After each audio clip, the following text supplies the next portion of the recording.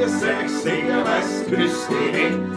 Es wird Zeit mit Musik verwendet. Ich spiel für euch die 16er Buch. Es hört Zeit Lieder aus früherer Zeit und manche Hodern sind schon vor heute. Das Wiener Lied geht sicher nicht verloren. Der Patrick spielt die Harmonika, Der Klaus zupft auf der Gitarre. als Backe spülen wir noch dem Werner Schar. Die Quetsche klingt halt super fein, Die Kontrabomben hintendrein. uns Gesage klingt jetzt auch schon recht human.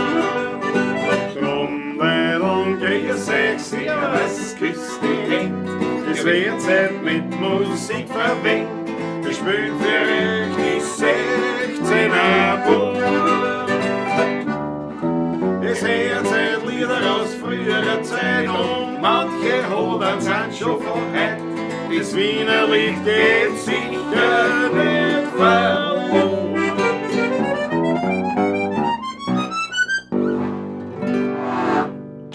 Jawohl, habe die Ehre, grüß euch Gott zur Pawlatschen Nummer 203. Jawohl, Bereits. grüß euch.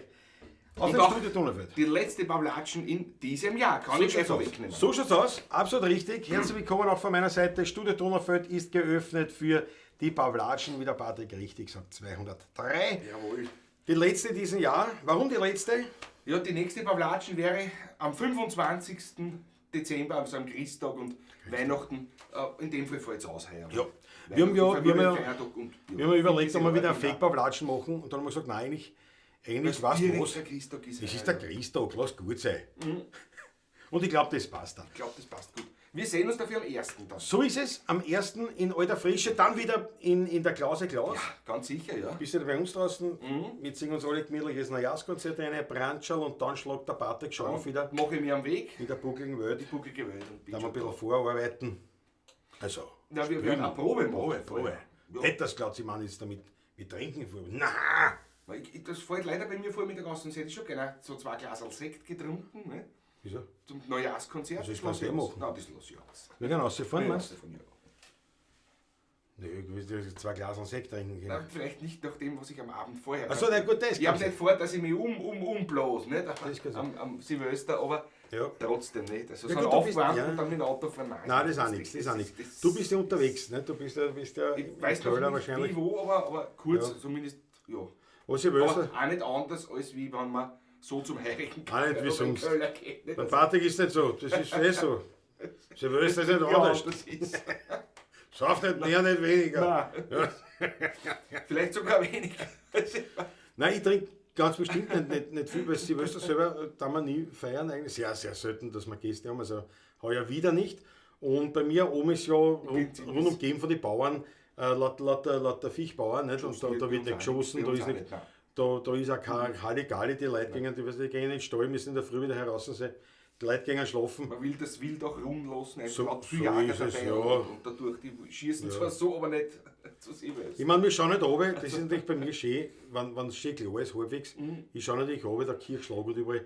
Und ich schaue ja runter aufs Feuerwerk. Nicht? Also von den Raketen, haben wir früher immer gesagt, die Raketen. Von den Raketen kommt ja, so heißt kommt ja das. keine so hoch zum Jauf. Ja, du siehst Jetzt schaust du immer oben, nicht? Oder zumindest auch optisch, jetzt auch weiter, die was weiter weg sind, da schaust du immer oben, nicht? Weil Landsee, die Ruine Landsee, die berühmte, die ist ja, müsste eigentlich höher sein wie ich, oder ist ziemlich sicher höher wie ich, also höher wie 700 Meter. Und dort wird auch geschossen, schaut von uns aus aber auch aus, wenn man es ja, also nicht höher ist, nicht, ja. Gut, Weil es das ein Stück weiter macht die Entfernung dann, ja.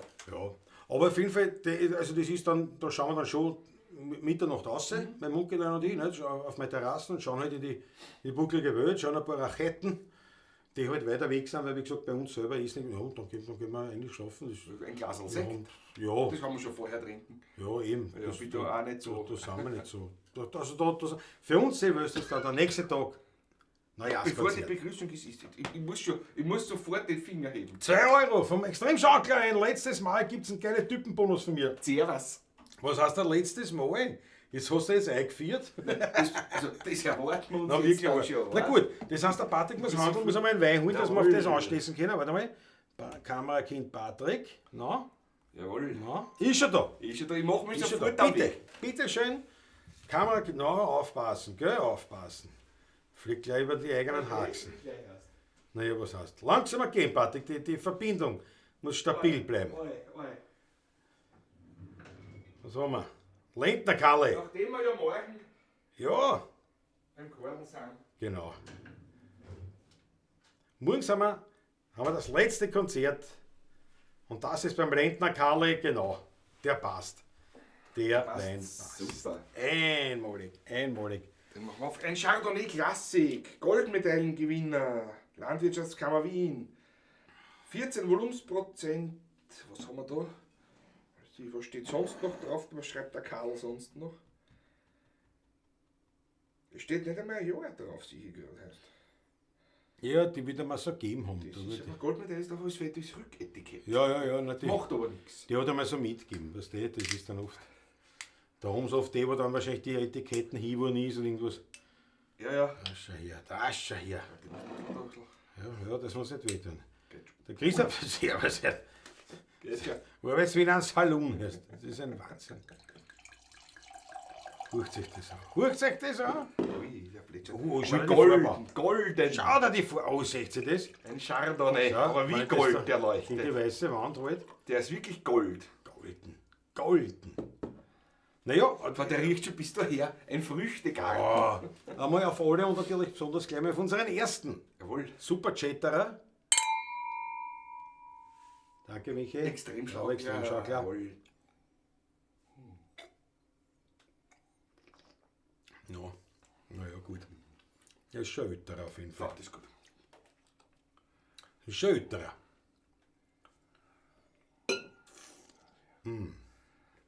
Oh, der kann sogar. Der kann sogar. Alle Achteln. Alle Achteln. Ich mache meine Begrüßungsrunde in den Chat hinein. Meine Lieben, Das ist auch verschwischt. Susanne Moser sich ist da, Maba, der Ludwig Sass, Matthias Gerold, Franz M. Jawohl. Eben erst gesehen.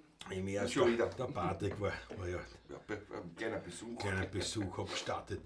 Und dann schönen guten Abend aus Helsinki. Schickt uns der Uli Slonek. Servus Uli, schön, dass du dabei bist. Markus Volker. Grüß dich Gott. Super. Markus Volker ist ja maßgeblich daran beteiligt, an unserem Das kann man Alkoholspiegel dann Das kann man sagen. am 1. Silvester, am 1. Jänner. Am 1. Jänner, ja, das letzte Mal haben wir ja ein Unboxing gemacht. Richtig, weil da warst du, glaube ich, nicht Da warst dabei, du nicht Markus. dabei, ja. Da warst du nicht dabei. Aber wir haben auf dich üppig getrunken, auf dein wunderbares Präsent, das wir eben dann bei der Silvesterpavlatschen dann öffnen werden. Also Ja. die Flasche werden wir dann öffnen. Die Neujahrspavlatsch. Die Neujahrspavlatsch, muss man sagen. Ja, nicht die Das ist schon Silvesterpavlatsch. vorbei. Das ist schon, gell, ist schon Wobei, nein, vergessen stimmt wieder. eigentlich nicht, weil der 1. Jänner ist ja Ist Silvester. sie- Der 1. Jänner ist ja der Namenspatron. Sagt Silvester. Ist das nicht der Nachname? Nein. Das ist um 0 Uhr ist dann. Ab 0 Uhr. Will man ein, dass der Nein. am 31. Bitte nichts ein. Bitte bloß nichts ein. Donnerstag am 31. Ja, na, dann würde man ja um 0 Uhr nicht anstoßen drauf, nicht? Weil da ist ja schon vorbei.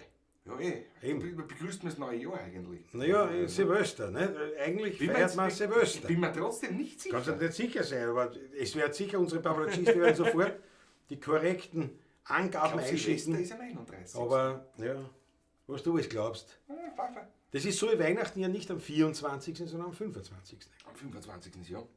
Nach der Mette Gütz. Nach der Mette Nach der Gütz Mitte, erst. Mitternachtsmette Da eigentlich. Da ja. Gütz. Genau, ja. Nein, der Silvester ist der 1. Jänner. Nach dem Papst Silvester, nicht? Und, Ja, und, das- und, das und, macht- auf den, das ist auf, mir nee, schon und, klar. und auf den wird angestoßen um 0 Uhr eigentlich. Das dann ist Neujahr, das ist halt dazu, das ist der heidnische Brauch. Nicht? Immer die Heiden. Aber auf jeden Fall müssen wir jetzt nochmal auf Markus Volker anstoßen, weil Ja, unbedingt. warst du ja nicht dabei. Aber wir sagen jetzt schon nochmal herzlichen Dank für dein großartiges Überraschungsgeschenk, das herrliche Flascherl. Und das werden wir uns geben. Am 1. Genau. Jänner, nicht, dass der Patrick sich wieder vertut. Zu wohl, danke Markus. Hey, Patrick, glaubt, wir feiern Ostern. Das ist auch kein Freund mehr. Naja, man weiß ja nicht. Aber wirklich Treffer. Rudi Korb ist ja am Start. Der Peter Prachtl, Alexander Hauser, jawohl. Matthias Mariacher, Landtagsstürmer Markus, grüß dich Gott. Werner Wichtig, die Chantal Schwarzbauer, hallo und einen wunderschönen guten Abend. Bitte, der Ludwig Sass hat es sofort erkannt. Was? 31.12. ist Silvester, 1.1. ist Tag der Namensgebung des Herrn. Wirklich wahr? Hab ich recht Na, erst, da muss ich. Na was, Da zieh ich jetzt aber meinen Hut. Da zieh ich meinen Hut. Also, einmal habe ich auch recht. Ja, nein, das muss man neidlos zugestehen. Ich Hätte wusste, nicht da gewusst. war irgendwas, nämlich so in die Richtung. Nicht? Aber Das ist ja der Brain. Das ist ja der Brain bei uns, nicht oft. Schau, der Peter Voigt. Jawohl, Peter Voigt wünscht frohe Weihnachten allen. Paulacisti von Nicole und Peter. Beste Grüße von uns zurück. Hubert das Garmisch ist da, grüß dich Gott. Die Wildcat, jawohl. super! Frisser Stadtguss, unser Grauseniger. Auch der am Start. Spaziergang ist da. Was ist runtergekommen vom Sessel, oder was? Der aufsteht. Macht's mir nicht Ja, aus. sehr Der klasse. schwingt auf, der aufsteht. Kapellmeister 081 ist da. Einmalig, Ganz Markus ist klasse. da. Wir sehen uns mit alten Fischen. Frisser Stadtguss, da schon her. Wir sehen uns mit alten Fischen. Wer sagt das? Der Fritzer Stadtguss, wisst ihr? Sagst du es zu irgendwem anderen oder zu uns? Mit alten Fischen. Da kommen wir noch drauf. Manfred Kraft ist das. Ja, sind euch beide sowie alle Paulacistik ganz leibend. Markus Pristonik ist auch da. Paulatschen, die Freude ist groß. Schöner guten Abend zusammen. Auferleibende Paulatschen. Jawohl. Hammer. Christoph Acker sagt, ich steige ein an Patrick, redet von weniger trinken. Ja, so ist er. Tja, was? Jawohl. Schau, die Maggie Pampert ist am Start, einmalig. Georg Scheurer, Susanne Faberer. Mein Vater war Hause- und der Seidenfabrikant. Der Liederwunsch von Christoph Acker. Das können wir machen. Ja. Liederwünsche, wenn wir es kennen, spielen wir es glatt. Fiaker, Häuserfrau, ja, vielleicht ein Fiaker, könnte man heute mal wirklich wieder machen. Ja. Für die Susanne Faber, ja, wo bin ich? Ich bin hinten hochgegangen. Wo wir eben? Nimm auf. Und wir begrüßen Momo M, the Princess of Dawn. Jawohl. Der 1. Jänner ist doch Neujahr. Ja, jetzt geht's los. Wunderschönen guten Abend. Kurzer Abstecher auch und dann ab ins Bett. Morgen wird's anstrengend. Na bravo. Wohlfühlase, Patricia. Patricia geht ins Bettel? Jawohl. Auch Also gut. bald, Schatz, bald. Gut. Am 24.12. ist Adam und Eva, sagt der Spaziergang. Ist auch nicht schlecht. Ein Wahnsinn. Auf Silvester folgt der Neujahrstag, sogar Frank Sem. Na schau, die kennen sich alle aus. Am 18.12. haben wir recht haben, ist auch eine Leistung. Gell? No. Ja. Unglaublich. Was ist statt mit alten Fischen sehen vielleicht, wir sehen uns in alter Frische gemeint? Ist bei uns eine Redewendung für wir sehen uns in alter Frische. Wie Ja, war, Fritzer Stadtguss, alles klar. Das gibt's bei uns auch, da kenn ich mich aus. Wir sehen uns in alten Fischen. Schottland, Feinmann, Hockmann, das Ganze hier. Wollen wir mal, Superchat 5 Euro von Sani und Mutzi. Wünschen frohes Fest und ein kleines Dankeschön. Da sagen wir aber besonders Dankeschön. Wildcat. Danke dir und natürlich an unsere ausgesprochen leibenden, was heißt leibenden? Die leibendsten Nymphensittiche mit Wien-Bezug, die noch nie in Wien waren. Sani und Mutzi und natürlich Wildcat. Danke vielmals. Sehr zum Wohl. Danke. Prost. Wir dürfen die Chantal nicht enttäuschen. Vollkommen richtig, da muss ich auch sagen. Matthias Gerold ist am Start. Na gut, pass auf. Ja, machen wir die Hausherrensündung. Siehst du, wie ich das nebenbei zu. Matthias Gerold ist am Start. So habe ich jetzt so eigentlich mehr für mich gesagt. Nicht? Sagen hätte ich müssen, jawohl, der Matthias Gerold ist auch da, jawohl. Servus Matthias. Große Freude, dass du wieder dabei bist. Und wir reißen jetzt an, gleich für den Christoph Acker. Die Hausentzündung, ja. Hausentzündel. Passt, ja.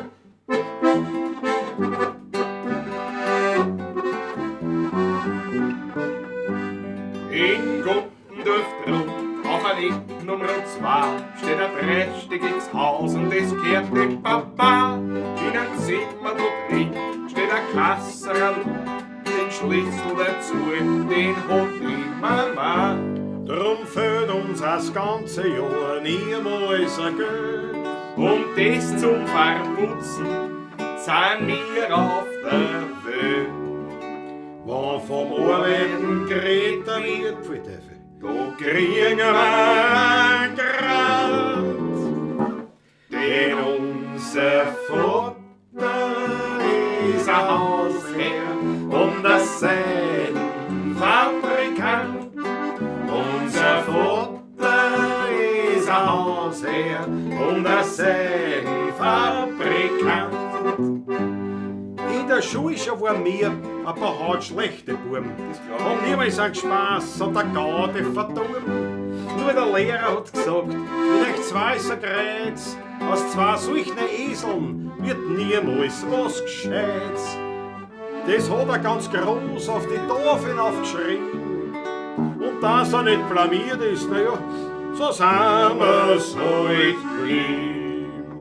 Die haben nix, aber wir sind arrogant.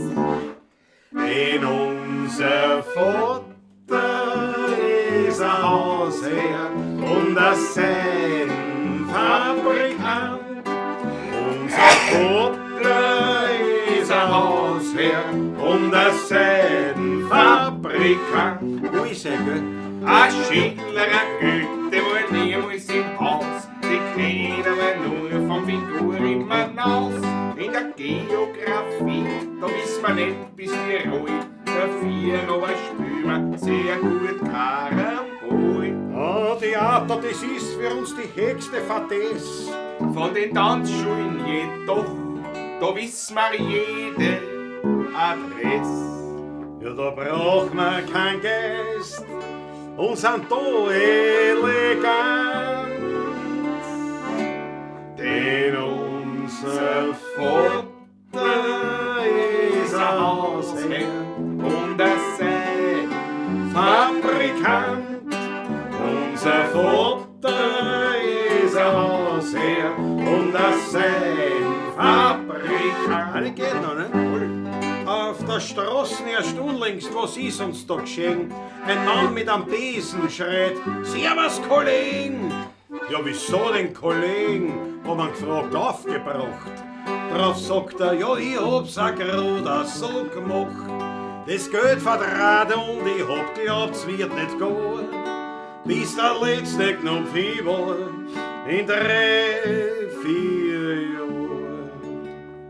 Heut kehren die Straßen, das ist so ein schöner Land. Weil mein Vater war ein Hausherr und ein Seidenfabrikant. Aber mein Vater hat kein Haus mehr, er ist jetzt Hering-Musikant.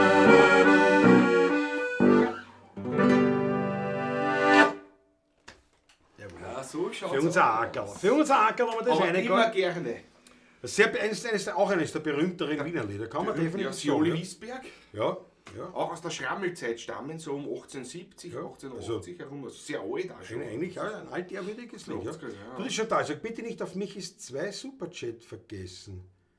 Da müsst ihr so weiter oben sein. Da hat er 2 nein. Aber einmal haben wir ihn ja gewürdigt. Superchat. Ein letztes Mal. Na, das haben Ja, wir das eh. haben wir eh. Nein, noch einmal. Ah, Ein letztes Mal gibt es eine geile Typenbo. Und dann nochmal. Ein letztes Mal dieses Jahr natürlich. Ach so. Und noch, du warst zweimal. Oh, Ja, noch, pardon. das haben wir wirklich übersehen. Übersehen, Gott sei wirklich, Dank hat da. die Chantal geschaut erst. Da hätten wir übersehen, da hätten wir einen Schluck weniger getrunken. Aber in dem Fall natürlich noch einmal. Jawohl. Danke schön. Danke. Prost. Ein letztes Mal für dieses Jahr. Ja, das beruhigt mich ein bisschen. Beruhigt mich sehr. Entschuldigt, ich muss mich kurz schneizen. Schneid's dich. Wo bin ich denn? Wo kann ich Trockene jetzt? Luft da herinnen. Ja. Schau, die Facciamoto ist Auto. Marco spielt wieder einmal mit der Eisenbahn. Sie ist allein zu Hause. Jawohl, bravo. Der Marco auf Schiene. Jawohl. Schau, der Peter Pracht hat Gesundheit eine gehabt. Die Achteln auch so seine Moser. Gesundheit. Danke Und euch, ein paar danke, Wünschen, ein paar danke. Wünschen. Mir wünscht das keiner. Weil bei mir denken, dass das ist schon. Seit Da 3 wären wir eh Wochen, krank. 3 die ganze Wochen Zeit. keine Stimme und so. Nein, letzte Woche. Weil ich hab schon länger, letzte- oder? Na, gerade nicht so dahin. Nein, das stimmt. Aber wie ich draus gekommen bin. Ne? Ja, genau. Am Dienstag, Montag haben wir beim Latschen gehabt und am Dienstag war ich krank. War krank, ja. Da bin ich mit niedergelegen. Da habe ich überhaupt gar nichts machen können. Und dann am Mittwoch bin ich reingefahren. Am Donnerstag haben wir gespielt. Donnerstag haben wir gespielt, ja, da warst du Am Mittwoch haben wir schon gespielt. So. Mittwoch haben wir gespielt, ja. Nein, Nein, Donnerstag haben wir gespielt. Donnerstag haben wir gespielt.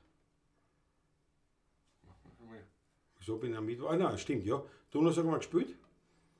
Und dann am Samstag, Sonntag auch. Auch, ja, genau. Und das ist blöd, wenn man. Und heute kein beim Stimme hat. Latschen und Mund spielen wir noch einmal. Das Ja, ist nicht, muss ich das letzte Mal. morgen ist das letzte Mal heute. Also man hört ein bisschen an der Stimme so, aber grundsätzlich ein bisschen singen geht. Das Problem ist nur, lang halt nicht. Ne? Das ist ja, also beim Latschen stehst du, so wie gestern, also morgen kommt schon noch. Morgen ist noch anstrengend werden. Morgen ist noch eine Herausforderung, weil da, ja, das ist halt wirklich ein konkreter heuriger Abend. Ne? Das sind 3 Stunden. Da weiß ich nicht, ob ich die Stimme dann wirklich schon aufgeben. Wahrscheinlich. Aber werden wir sehen. Das letzte Mal auf jeden Fall für heuer. Dann treten wir an den einzigen Urlaub, den wir im ganzen Jahr haben. Oder den wir machen. Die wir machen einfach, ja. Das ist Weihnachten.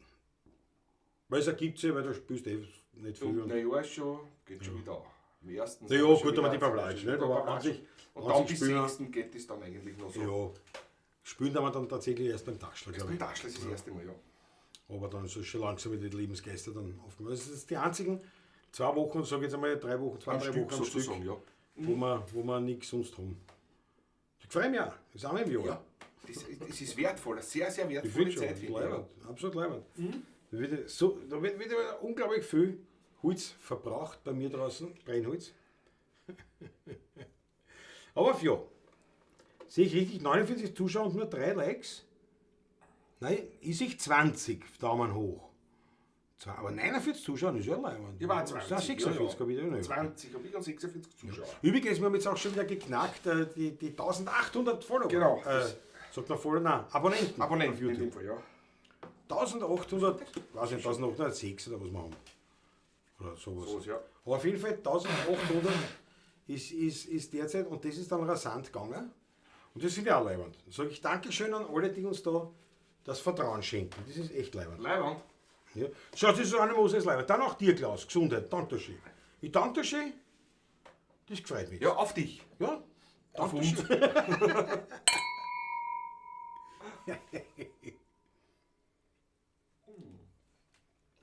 Man muss manchmal schauen, wo man bleibt. Ne? Der zittert. Bitte danke, bitte danke. Bitte Georg schön. Scheurer sagt auch, Daumen hoch. Ja, hat's auf, Daumen hoch. Ein Like. Weil, ich weiß nicht, man sagt immer, es ist für einen Algorithmus. Gell? Ob das wirklich für einen Algorithmus, weiß man gar nicht. Gell? Na, schaden kann es auf gar keinen Fall, sage ich mal. Das ist Prinzip, das. Na ja, schon nicht. Wahrscheinlich. Wahrscheinlich wird es wurscht sein. Rudolf Sag es mir. Kaiser, was schreibt 1800? Da gehört er angestoßen, sagt der Gehört Rudolf. angestoßen eigentlich, da hast du Der hat recht. vollkommen recht. der 1800 Abonnenten. Das taugt mir. Ich weiß nicht, wie viel wir gehabt haben. Siehst du, das habe ich vergessen. Das war eine Idee von mir noch, dass ich mir anschaue, so die YouTube-Zahlen, weißt du, als kleine Info. Na, letzte Woche habe ich noch gesehen, nicht im Ding, sondern da gesehen 1790 oder was waren. Wurde mir angezeigt. vor einer Ja, das Woche. zeigt immer nur die die 10er 10er Spuren. Schritte, genau. Und ich glaube 1806 sind es tatsächlich, aber das zeigen sie nicht auf, die Dinge, sondern da siehst du dann erst wieder bei 1810. In 10er Schritten sagen sie dann. Aber überhaupt, wie viel wir gehabt haben im Jänner zum Beispiel, das weiß ich jetzt nicht. Das gehen wir dann im Jänner. Im Jänner. Schauen wir das Machen wir einen an. Rückblick. Weil es auch irgendwie ein Hetz ist. Ne? Ja. Sie das anschauen. Ist auf jeden Fall was weitergegangen, muss ich echt Bei sagen. der Spaziergang sagt mir was sehr richtig ist. Es sind sicher mehr Zuschauer, weil zum Beispiel sein Weiberl schaut auch zu, Ja. aber nicht über ein extra. Ja, natürlich. so. Das ja. Und dann sind sie nicht, jetzt habe ich da 47 stehen, nicht 47 am Stück, sondern da gingen dann wieder welche, Da kommen wieder welche dazu. dazu und so weiter. Manche schauen zu zweit, zu dritt davon. Richtig, ja. Manche schauen es erst nach. Nicht, die schauen aber auch die ganze zum Beispiel, ist ja auch leibend. Ne? Ich glaube, der Haus ist von euch noch nicht online. Könnt ihr fast von heute rausschneiden, wenn der Nieser nicht wäre. Naja, der Nieser, da ist Zahncard. Ja, Ne? das ist der Angehört, nicht? Ja. Ja. Dann kann ich trotzdem ausschneiden. Wobei Hausheim haben wir schon, glaube ich, gemacht. Weiß ich nicht. Glaube ich nicht. Aber gut, ich habe nicht alles. Den Algorithmus-Blues müssen wir komponieren. Gepampert, ne? Der Algorithmus, bravo welche. Der Algorithmus. Das ist der Algorithmus. Das müssen mehrere Strophen sein. Am Anfang singst du vom Algorithmus und dann singst du so mir den Algorithmus, wo ich mit muss. Der Algorithmus, der ist schön. Weil ohne Algorithmus, ohne dass ich mit altmüt muss, hätte ich kein Wiedersehen. Mit meinem Patrick, der heute noch mein Auto fährt, und deswegen mir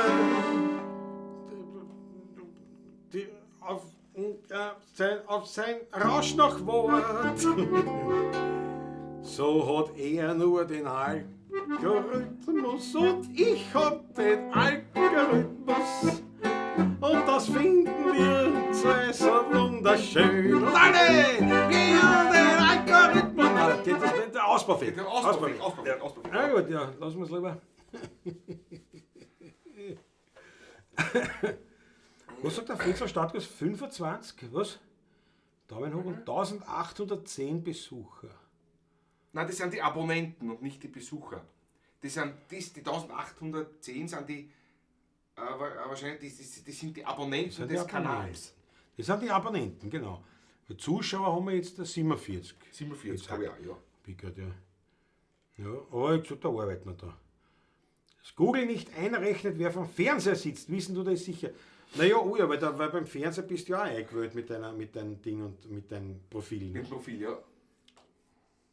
Naja, muss man eigentlich nicht sein. Muss man eigentlich nicht. Ja, aber dann wird trotzdem ein Zuschauer. Ein Zuschauer wird aber angezeigt. Aber die rechnen schon nicht, weil eine IP-Adresse, das muss ja sein. Naja, irgendwie wird das schon gerechnet. Ja. Nein, YouTube kannst du schon ohne irgendetwas. Ja, schon, aber YouTube rechnen die dann, also weiß ja dann, dass da ein Dings ist, ja, ein Zuschauer ist, sozusagen. Ja, genau. Ja. Ja. Harry Schneller Fonte ist da. Lass den Algorithmus los und reiß die Button aus. Das wird geworden. Guten Abend, ihr Dauerpablagisten und 200 Plus Musikusse. Alle Daumen und großen Zehen hoch. Bravo, Harry Schneller Fonte. Eine Riesenfreude. So eine Freude habe ich. So eine Freude, oder? Das habe ich gehört jetzt da. Ja, ich habe das ganz leise. Passt gut. Monitoring. Ich wollte nur Monitoring. Der Urwaschel passt noch. Ja. Sehen tue ich zwar nichts mehr, aber hören tue ich noch gut. Jawohl. Schau, der Ulis Lohnig sieht wieder nur einen Daumen hoch, ja. Ja, das ist wirklich, das wird halt unterschiedlich angezeigt.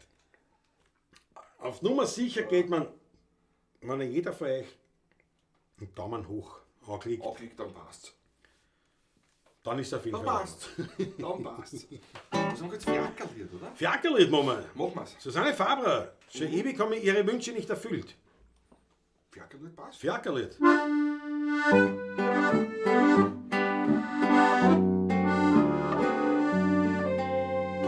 Ja, ich fiel zwei halbe Ruppen, mein Zegel steht am Grund.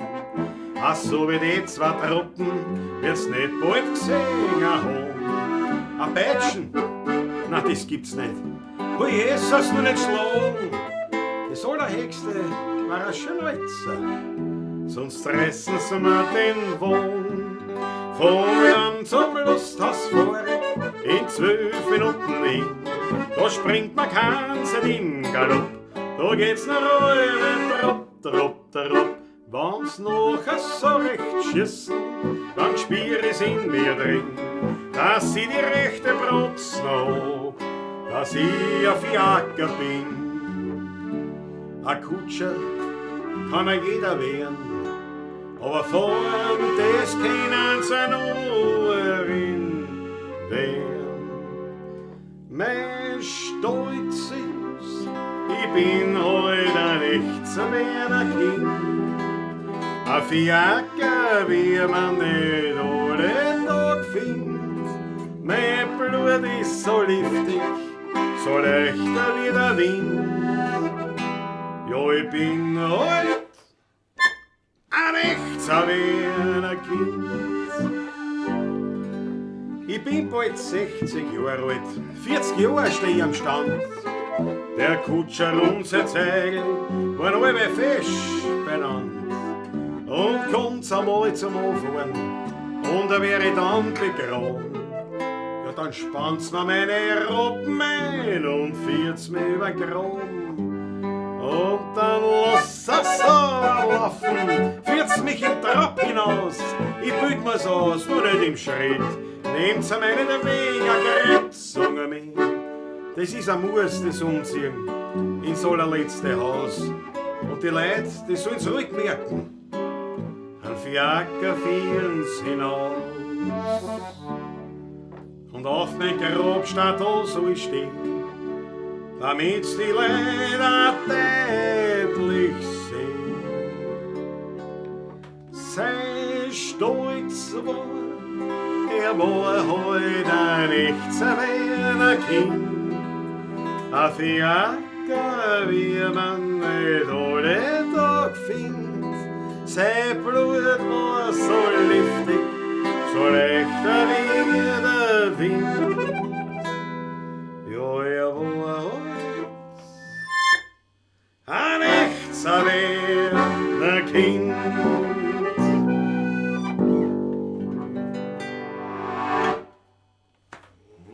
Großartige Nummer. Gehört einfach auch dazu. Aber es sagen auch viel von Musikanten, dass das auch so Odroschen ist und auch so ein Heiligenlied ist. Ja. Aber es gehört einfach dazu, finde ich. Gustav Pick. Gustav Pick, Wunderbar. Für Burgenlandler. Girardi Ja. geschrieben damals. für den berühmten Girardi, gibt Großartige Nummer. ein Burgenlandler aus Rechnitz. Am Weingebirge, oder was? Ja? Hm? Das ist Weingebirge, da tut am Geschriebenstein. Geschrieben, ja. Dahinter Rechnitz geschrieben. am Weingebirge. Ja. Na, Rechnitz, das weiß ich, weil dort war nämlich eine wirklich scheinbar eine sehr, sehr florierende jüdische Gemeinde. Ja. Mhm. Und eben Gustav Pick als eines der quasi der Aushängeschilder des Ortes, ne? Gibt es auch dort ein Denkmal und so. Ja.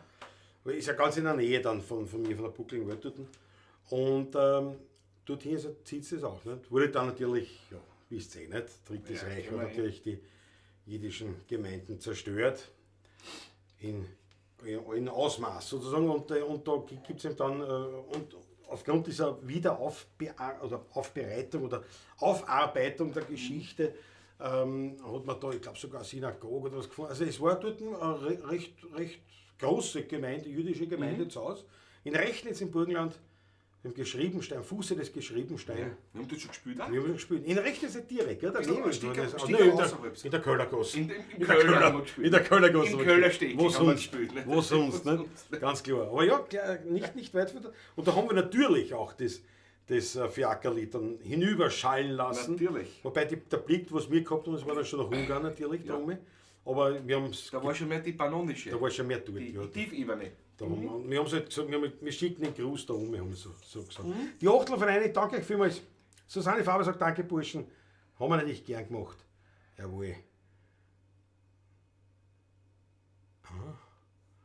Ja. Naja, das sind. Und das ist jetzt so. Schau, der Thomas Deier ist auch da. Schönen guten Abend zusammen.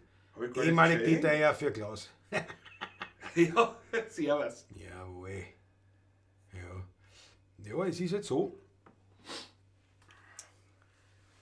Es ist immer ganz interessant, oder es ist ein bisschen so eine Kontrollzahl, wenn man schaut, nicht wie viele Leute schauen zu, oder, nicht, und die Daumen auf, aber man sollte sich da natürlich auch nicht festkrallen. Und nicht Aufhänger auf das. Nicht Aufhänger, Das ist zu wenig. Das ist zu wenig. Ne? Das ist oft nur das eine zu betrachten quasi.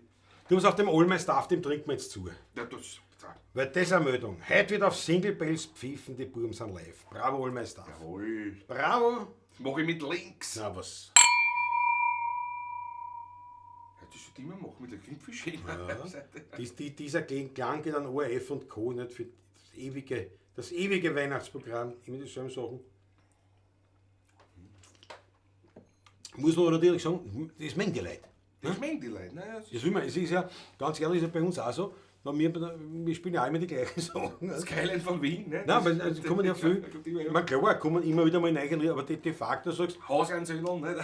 ja, aber de facto sagst es gibt so ein Stammlieder. Ohne die geht's nicht. Oder Schmähs, nicht? Wenn ich Witze, es sind immer die gleichen Witze eigentlich. Stell dir vor, Rolling Stones ohne Satisfaction, nicht? Ja, genau. Ein Konzert gibt's nicht ohne, nicht? Das ist Ja, und ich merke das, weil dann irgendwo sagt, erst den hast du heute noch nicht erzählt. Ja, ich kann nicht immer gleich. Ja, den hast du auslassen. Nicht? Oder das Lied. Nicht? Also man will schon immer, man findet sich schon allein. In der Kölnergasse sitze ich ganz verlassen. Bring mir das zusammen. Den Text kann ich, vom Tschermak wird mir nicht zuletzt fort. Wie viele Strophen hat das Lied? 2.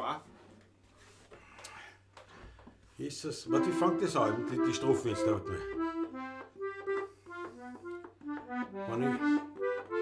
Wenn ich wie so ein Bruder, wo ich jetzt bin, so fängt es an. In was spielst du es? Das war jetzt in C, einfach nach keine Ahnung, wo ich gehe, beim Passen. Ja, warte, mach mal die 10. Ja, mach ein Vorspiel.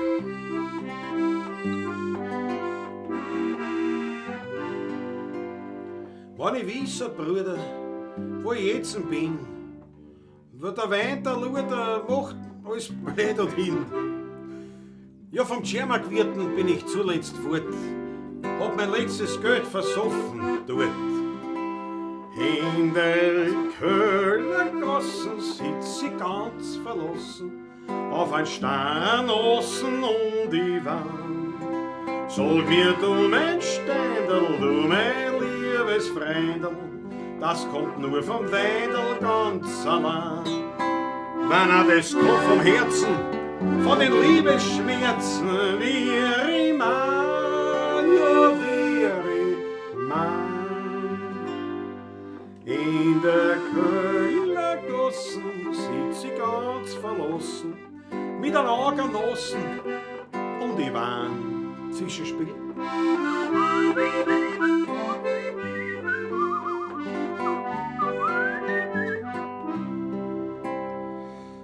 Ja, die Frauen, die Inga Frauenstrophen ist nicht. Achso, Luder. Ja, lustig, was gut. Aber von der einen, da hätte ich mir das niemals denkt, dass Die sich an den anderen hängt. Das ist da der zweite Teil von der zweiten. In der Kölner Gassen sitz ich ganz verlassen, auf ein Stein außen um die Wand. Sag mir, du mein Steindl, du mein liebes Freundl, kommt das nur vom Weindl ganz allein? Nein, das kommt vom Herzen, von den Liebesschmerzen. Wie ich mein, ja, wie ich mein. In der Kölner Gassen, ich kann's gar nicht fassen, sitz ich mit einem Augennossen um die Wand.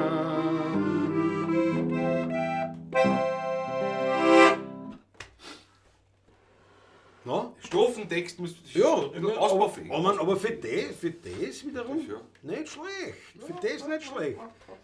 Und ich glaube, in C haben wir es noch nie gespielt. Das Aber es passt ist gar nicht so sogar. schlecht. Jetzt gewesen, bei Zufallsgriff. Also, Jawohl. Schau, der Spazieren geht's. Arbeitet ihr an einer Trailer. super Sache. Schau, der Michael Ungar hat mal Rühmpunsch im Heferl. Einmalig. Nächstes Mal mag ich dich am Platz spielen hören. Birgit Fuchs ist da.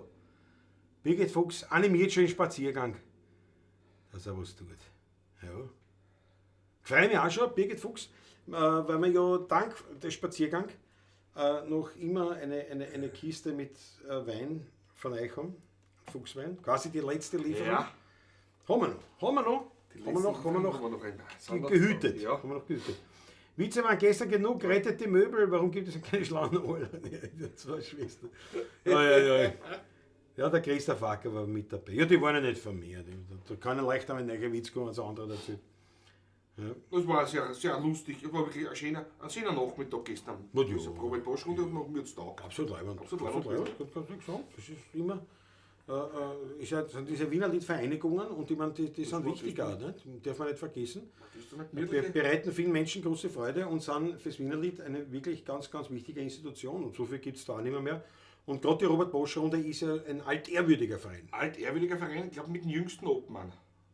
Das kann recht. Und der ist schon 20 Jahre alt. Und ich glaube, die gibt es ja seit den Der 70er Jahren Wolf, oder was, glaube ich. Oder noch länger. Noch länger. Das Noch ist länger? eine alte. Die Robert-Bosch-Runde ist uralt, ja. Noch länger, oder? Ich glaub, Ganz eine alte, ja. Oder Die sind es Wien- 70er Jahre? Nein, 70er Nein, können es das, noch oh, nicht ja, sein. das kann locker Na, vielleicht sind sein. es 70 Jahre. Das Weil irgendwie bei die den Wiener 70er Volksgrund hat schon das 100-Jährige gehabt, die haben wir schon Ach so, gefeiert letztes Jahr zum ja, die Beispiel. Bosch ist älter, oder was? Nein, die Bosch ist jünger. Ich glaube, Ja. die älteste ist die Wiener Volkskunst. Volkskunst, ja. Glaube ich, aber ich muss halt nachschauen. Das war interessant. Schau, der Spaziergang ist lieb. Klaus kann den Refrain schon gut und seine Interpretation klingt sehr ehrlich. Dank der schönen Spaziergang. Da hat er sich einen Schluck Der verdient. hat halt auch eine Ahnung. Der hat halt auch sicher eine einen Ahnung. Schluck. Der hat eine Ahnung. Dankeschön. Schick ihn Dankeschön. mir mehr. Das ist der Traum. Und eine traurige Nachricht müssen wir aber auch verkünden eigentlich. Stimmt, Jesus, ja. Ein lieber Freund, also ich kenne den sehr, sehr lange. Wir haben einen Todesfall. Am 13. Dezember ist unser Gerhard Heger verstorben. Die Stimme Wien, Die Stimme Wien. wie sein Ich Slogan kenne ihn, war. seit ein kleiner Bub war. Durfte ich ihn kennen, durch Großvater und so weiter. Und er hat uns halt verlassen. Ja, der war nicht alt. Im Alter von Ja, 73. ja. Also aber ist Er kein war Alter. 50er-Jahrgang war er. Ja. Ist kein wirkliches Alter. Gerd Heger, eine Legende. Also wir waren sehr, sehr gut befreundet, haben sogar miteinander gespielt. Haben das dann auch wieder beendet. Wieder beendet. Auch mit, haben wir gesagt, du, Gerd, red mal ehrlich, das, wir mögen die aber zusammenarbeiten, das ist halt schwierig, da sind wir nicht die richtigen Typen dazu für das. Und ja, das haben wir vollkommen gesagt, ja, Vollkommen super. akzeptiert. Und er hat sich eigentlich gefreut, dass wir so ehrlich reden, dass wir nicht lange herumgeschissen haben, sondern dass wir offen und ehrlich geredet haben. Und wir haben uns Und- immer gefreut, alle drei, Ja, absolut. wenn wir uns irgendwo dann getroffen haben. Absolut. Und haben auch jedes Mal ein paar Lieder gespielt. Ja. Dann immer. Sehr zur Begeisterung des Publikums Ja. auch. Also, Also wir haben gespielt, ich habe gesungen, weil ich eine der traumhafte Stimme habe. Traumhafte Stimme. Traumhafte Stimme. Ich überlege jetzt die ganze Zeit, was wir spielen könnten, aber Überleg jetzt auch, richtig ist ja aus klar, seinem Repertoire kann ich gar nicht einmal was, weil es natürlich eine ganz andere... Aber ich habe irgendwo im Wienerwald hat er sehr Ja, gerne der hat gesungen. viel Nein, gesungen. Aber eine seiner Paradenummern war natürlich, was wir nicht spielen, oder Nein, das ist das auch war die Schwalbe Gruß, der Schwalbe Gruß. von Schrammel. Das war, da war ich immer beeindruckt, weil der ist gesessen beim Heirig irgendwo vom Bangel, die Hände verschränkt und hat da ein Lied ausgelassen In C, in Originaltonart. mit einem mörderischen Stimmumfang und hat nicht gewogelt, nichts. Es war, Nein. war ein ganz großer Künstler und um den ist wirklich schade. Das ist wirklich schade. Ja, Maggie sagt auch, ich hast gar nicht gewusst, Maggie? Ja. Wie seid ihr auf die 16 Punkte, die Livestreams aufmerksam geworden? Bei mir ist der Zonko schuld. All my stuff. Meinst du jetzt uns oder die Pavlacisti? Da kannst du die Pavlacisti meinen, weil wie seid ihr auf die 16er Punkte die Livestreams aufmerksam geworden? Ja, bei mir ist das Zonko schuld. Ja, das steht nicht, das ist, schreibt eine. Schreibt's, ja, gute Idee. Schreibt eine Gach. Der Läusel nicht passen, ja. Die höchste Zauberei hat der Rudi Korbis mit ihm gesungen immer. Was er mit uns immer gesungen hat, war immer auch, und zwar er konnte den Text zum Werner Gmiert. Das stimmt. Wie Gott hat gemacht, im Original Ja. in S, Und oder da war es aber soll ich sehr- in C spielen? Hat er gesagt, nein, S, das geht schon. Und da hat er aber so, gell, war so leise, sanft und auch großartig. mit einer gewaltigen Stimme. Großartig. Stimme Wien ist verklungen, kann man Ja. verkauft, richtig, ja. Das Werner, dann machen wir es Werner Gmiert, ja. Wobei, ja, oh ja, machen wir es Ja, Werner machen wir's. Gmiert. Wir haben es Werner Gmiert eine für den Gerd Heger. Und ich schreibe eine, wie ist er auf uns gekommen? Das war wirklich leibend.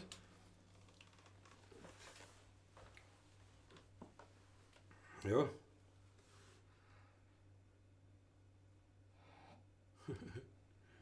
Aber ja, das ist, ja, für den Gerd Heger. Ich finde Gerhard, ja, fangen wir gleich direkt an. Natürlich.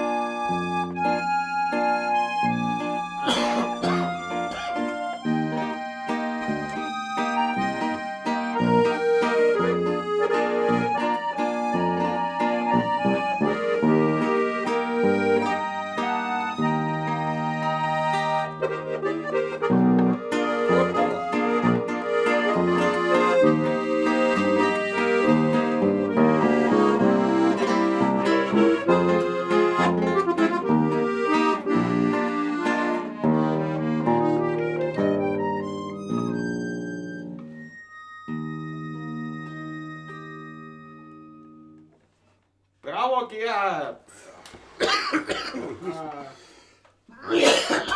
No, Bravo, du fescher Grasser, hörst. jawohl. Auf den Gerhard Heger möge er an der ewigen, heurigen Tafel sitzen Ja. und ein Glasal trinken auf uns. Und möge seine Stimme oben Danke, nicht Gerhard. vergingen. Viel Spaß mit dir gehabt, auch viel ernste Dinge mit dir erlebt. Ja. Hat er gehört auch dazu im Leben. Viele nicht so schöne auch, aber wir haben uns gern gehabt. Ja, viele kann man gar nicht sagen. So, es hat ein paar Sachen. Aber der Heger Aber- Gerhard war einer, mit denen wir halt zumindest offen Ganz angesprochen. ehrlich. Na, passt, akzeptiert. Man hat also nicht einmal gestritten, diskutiert, nein. gar nichts, sondern da hat es halt dann Themen gegeben, die wurden angesprochen und die wurden geklärt und fertig. Also, Und das war erledigt. und dadurch hat sich Ja, eine ja. Freundschaft erhalten und das war eigentlich schon eine Qualität, die er halt gehabt hat auch, nicht? Wo du das sagst, das war halt ein echter Kerl mit Herz, mit Sinn. Zu jung Zu jung, ja. gestorben, muss man jetzt echt sagen. Viel gelacht da, muss ich ehrlich sagen. Ja, früher auch schon. Was. Und ich muss sagen, er war ja abseits davon, dass er eine unglaubliche Stimme gehabt hat. Er hat ich Aber glaube, sein ein- größtes Talent war das Schreiben. Das ist ein Schreiberling, Und zwar sondergleich. Pointen. Also der hätte alleine locker, jetzt sagen wir mal sowas wie ein Simple-Programm, hätte er leicht überschreiben können. Ein wirklich großes Genie, was Pointenschreiben betroffen hat. Ja, das war eigentlich seine doch größere Stärke. Das Absolut. Stimme, und das heißt was. Das heißt was. Das heißt Aber, was hat's- bei der Stimme. aber es war halt auch ja, ein sag ich mal, ein Talent, das er halt nicht sehr ausgehauen hat, leider. Aber wie auch immer, also wir haben ihn kennenlernen dürfen und für uns war es das wirklich wert. In jeder Hinsicht. So, jetzt schau ich da mal so durch, was da so rauskommt. Über den Zonko, na klar, das ist natürlich klar, ja, das sind einige. Fritzler Startgus, Ivan Zonko, ist auch klar, jawohl. Der Maber sagt über Landtalstromer, jawohl, der Landtalstromer wiederum über den Zonko. Schau, Peter Brachtl, das gefällt mir. Gary Seidel habe ich geschaut auf YouTube und YouTube schlug unten vor, das könnte Ihnen auch gefallen. Seitdem bin ich hier, bravo Peter Brachtl, das taugt mir. Großartig. Ein echter Eingefangter, kann man sagen. Nicht? Ein echter Eingefangter. Durch Videovorschläge, Matthias Gerold, ja, sehr viel traditionelle Musik, das ist das Gleiche. Matthias Gerold auch, Vorschlag. Habe, glaube ich, am Anfang vom ersten Lockdown auf Facebook von der Pawlatschen gelesen, Matthias Mariacher. Über die Seiten, ja. Habe lange nach Wiener Lieder gesucht, nicht Hörbiger, nicht Moser, irgendwie habe ich euch dann in YouTube gefunden, Spaziergang. Sauleiwand. Die 16 und zufällig auf YouTube gefunden, bin hängen geblieben, Michael Unger. Da finde ich was Michael, sehr. ja, großartig, Michael. Facciamoto hat sich auch gleich geschenkt. Bravo. Das ist eh klar. Momo Mulis Lonek natürlich über den Zonko. Markus Priester nicht. Beim Taschler bin ich das erste Mal auf die Burm aufmerksam geworden. Und dann war es auch geschehen um mich. Das geschehen und dann haben wir bei der Hochzeit gespielt. Genau. Und beim Taschler haben wir uns kennengelernt. Wirklich wahr. Ja. Leimend. Rudi Korbes, habe schon von euch eine CD gehabt, aber so richtig erst durch Patrick, wie er mir Stunden gegeben hat. Und dann beim Taschler, ja. Das stimmt, Rudi, ist richtig. bei Rudi, das habe ich auch so das Gefühl, irgendwie, wir haben uns ewig kennt, aber Ja, Aber ich weiß halt jetzt nicht den Tag oder von da weg, nicht? Sondern das war so was? ein immer wieder. Du hast mir einmal angerufen, du hast die Nummer von irgendwem gekriegt gehabt, genau. Und ob ich Unterricht auch gebe. Ein bisschen geziert kurz, aber dann haben wir es gemacht. Stimmt, so war das. Genau so war das. Aber da haben wir schon gesehen, also da waren wir uns schon nicht mehr unbekannt, Nein, glaube oh ich. ja, oh ja, ich bin Rudi. Rudi eigentlich, haben wir kennengelernt, eigentlich, weil er Unterricht nehmen wollte. Und dann ist er eigentlich erst zu uns gekommen, zum Tascheln und so. Okay. Das war nachher alles erst eigentlich. Ja gut, das ist ja schon lange Interessant, wie die Wege so gehen. Ja, absolut. Schön, Absolut. schön. Susanne Moser sagt, ich habe euch auf YouTube gefunden und dabei geblieben. Ja, noch nicht so lange, aber bin bis jetzt immer dabei. Stimmt, Susanne Moser? Stimmt. Ein junger Fan, aber absolut sofort den treu. Schluck Ich kann ja nicht, weil wenn ich nicht wachel, schenkt er mir Zug nichts werden nach. euch offen rein. Naja, aber was heißt, wie lange sitze ich an dem Achtlatscher? Stunden. Das ist das dritte jetzt. Das ist wir hören gleich auf und Das zweite ich habe noch nichts getrunken. Bravo, Susanne Moser. Und natürlich auf alle anderen. Seid zum Wohl. Ja, was wieder. Das gehen wir nicht Ich auslassen. habe immer Angst, dass irgendwann zerschellt ein Glas und alles ist am Laptop. Brauchst du einen neuen. Bist du mal angerannt, sag einmal. Wir haben sie. Nix, das ist. Der ist ja top beieinander. Ja, was heißt? Schau, Manfred Kraft, über Radio Wienerlied. Bin auch mit euch auf der TDSG Winterbohner mitgefahren. Und ich war dann im Augustinerkeller bei der Hetzdragerei. Von dort kommen wir uns nicht sehr leibend. Ja, Augustin war ja Erich Zipp, ne? Erich Zipp, dann der Michael Wolf- Berfler. Ja, Michael Berfler, Der ja. Berfler mit Erich gemeinsam, Ja, genau. Zipp Berfler war das, diese Ja. Ursprung. Und der Frau Bötz Franz hat da mitgespielt, auch, glaube ich, Kontragitarre. Ja, das hat, glaube ich, immer variiert ein bisschen. Wir haben ein paar Mal dort gespielt. Ich habe mit dir gespielt, ich habe einmal allein gespielt, nur mit Bötz Franz auch. Auch schon wieder Jahre her. Ja, ja. Aber auf jeden Fall, na lustig. Manfred Kraft, das hätte ich nicht gedacht. Und über die Winterbohner, ja. Das war immer ein Krampf. Also diese Schifffahrtsgeschichten, Nein, das war immer ein furchtbar, Krampf. furchtbar. Nämlich Noch dazu, auch wenn es musikalisch. auf zwei Decks war, oben und unten. Dazu, das ich Es geht hat, aber, sich, es hat sich dort eigentlich Kommt gleich. nicht wirklich eine gute Stimmung für uns ergeben. Für das Art, wie wir das machen und präsentieren, ist das sehr schwierig. Weil wir nicht um und um gehen, von Tisch zu Tisch und was. Ne? Und dann mit einem Funkmikrofon, dann hat das nicht hingehauen dort, dass dann die Anlage nicht funktioniert dort. Wir haben ein paar Mal haben wir es ja probiert. Und dann haben sie die oben schon aufgeregt, warum die uns nicht sehen, weil wir unten gespielt haben. Dann haben wir oben auch gespielt, haben die unten gesagt, naja, das ist aber auch ein Ding, jetzt sind wir wieder nicht da. Also für uns ist das einfach nicht das, was ausmacht für uns. Wenn das auf einem Deck wäre nur, wenn das kleine Schiff war, da haben wir auch mitgespielt, da ist das ja ausgegangen, da haben wir wirklich gespielt, da war so eine Bühne vorne aufgebaut, mit dem Mikrofon für den ganzen Dings. Das hat auch wirklich Spaß gemacht uns und auch dem Publikum mehr dadurch. Weil da viele Fans die von uns mit waren und die wollten uns natürlich dann schon sehen. Und nicht nur für ein paar Lieder. Ne? Also, das war für uns nicht gemacht einfach. Das können andere einfach besser. Das ist so. Für uns war das nicht wirklich nicht so spannend. Was noch dazu kommt, ist auch beim Parkplatz dort war es immer sehr schwierig und dann haben wir da ein Equipment zum Runterzahlen gehabt und da haben wir nicht einmal eine Zeit lang nicht einmal runterfahren dürfen und yes, nein, das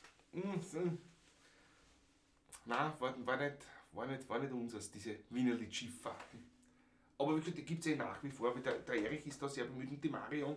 Und ich glaube, der Horacek Franz spielt auch, Manfred spielst nicht, du eher.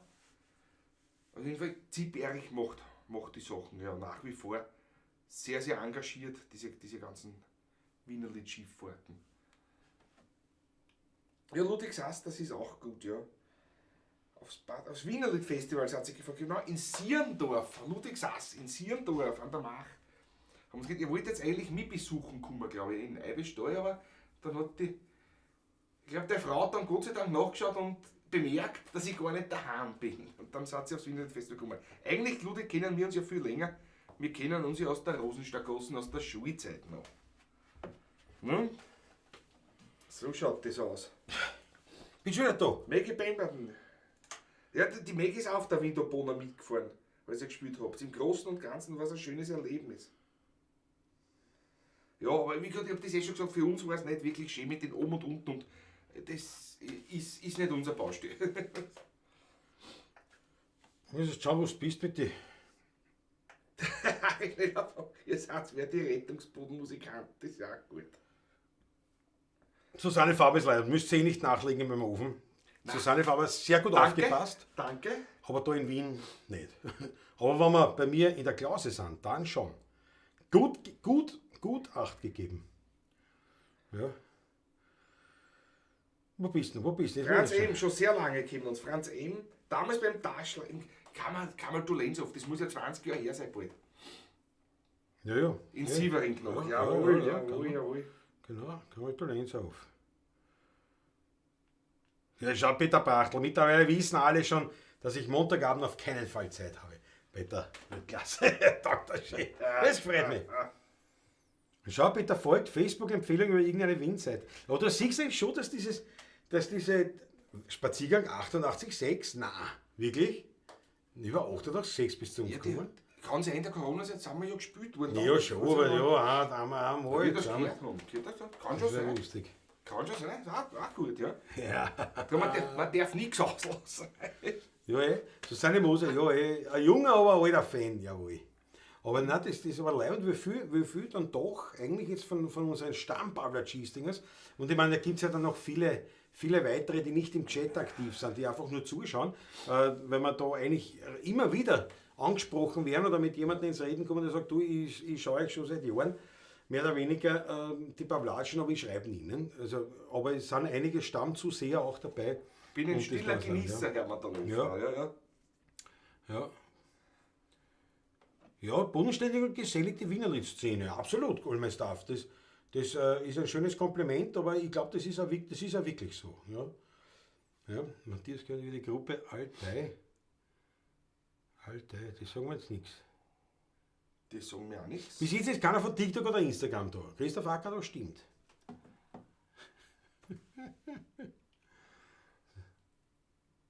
Ja. So. Jetzt bin ich unten eingeladen. Wäre wichtig, schau, bei mir war auch der Zockerschul beim Taschler persönlich kennengelernt. Ja, das war Leimann. Sievering. Ich war 88,6 nicht, aber zum Drüberstreuen ist harter Rock schon besser als so einiges in Jahr.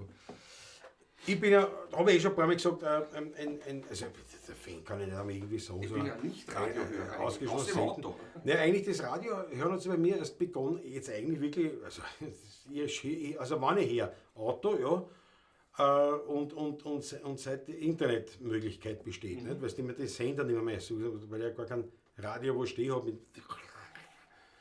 Und da habe ich eigentlich, da höre ich oft in Superfly. Superfly, Ö1, täte ich gerne öfters hören, aber da sind so viele Sachen, die ich einfach nicht aushält. Höre ich öfters, ja. Das ist, ja, aber es sind das ist so viel Schrott dabei, dass das halte ich nicht aus. Und dann, Macht mich sehr spannend auf der Heimfahrt zum Beispiel. Ja, das macht Bei dem Auftritt, also das ist... Man bleibt munter zum Teil. Zum Teil geschlafen, nein, es ist je nachdem. Also, Ja, was wobei über Ö1 haben wir einen Jörg Seidel kennengelernt. Ja, stimmt, Ja, richtig. das war bei uns, sind wir heimgefahren vom Spülen in der Nacht. Und das war die Ö1 Jazznacht.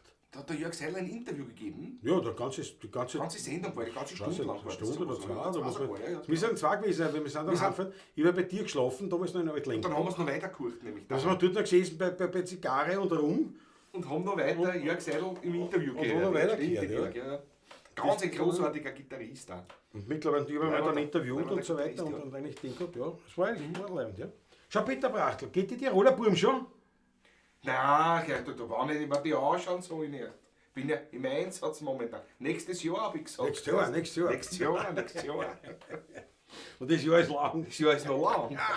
So. Aber über Weihnachten haben wir ein bisschen Zeit, ein bisschen wieder so.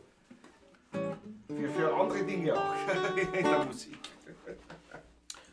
Spielen wir gleich. Wenn der Herr nicht will, nutzt es gar nichts. Ja, schön. Das haben wir uns schon angeschaut jetzt da, ob wir es kennen. Kennen wir es auch nicht, aber ist ja wurscht unter uns. Das tut schon, aber es passt auch irgendwie zum vorweihnachtlichen Gedanken. Bist du bereit? Ich bin bereit.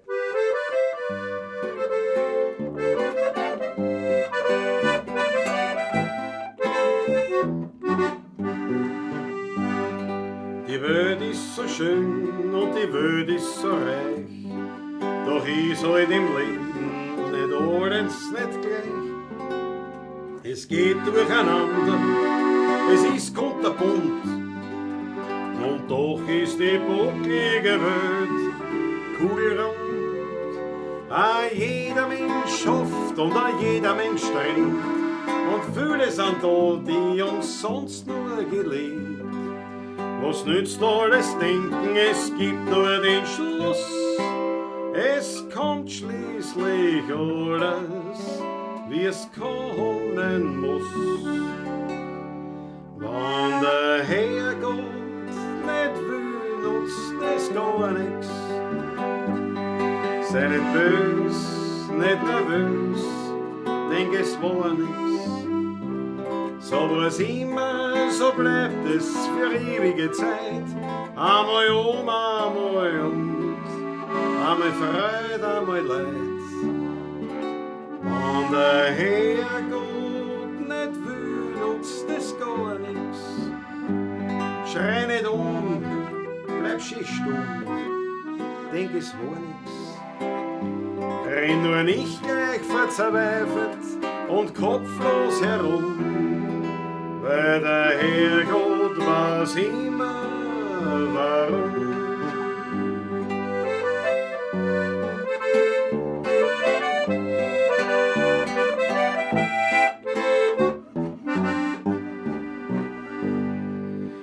Das Leben hat mir eine Weisheit geschenkt. Es kommt immer anders, als man es sich denkt. Drum soll man nie sagen, ich muss und ich will. Der Herrgott entscheidet und du halte still.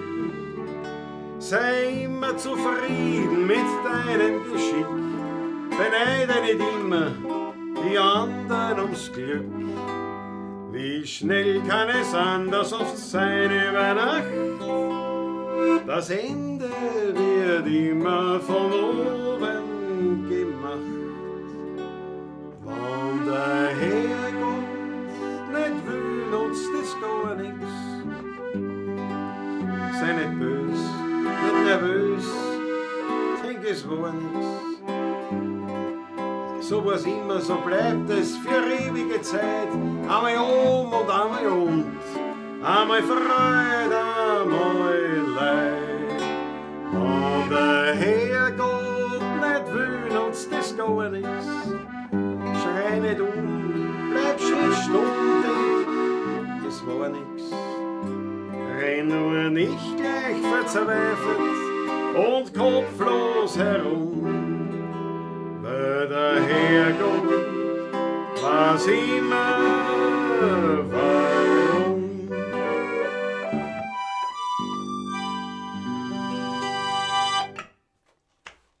Das wird schon werden. Eine wunderschöne Nummer. Es wird schon werden, nicht? Kann man sagen. Mhm.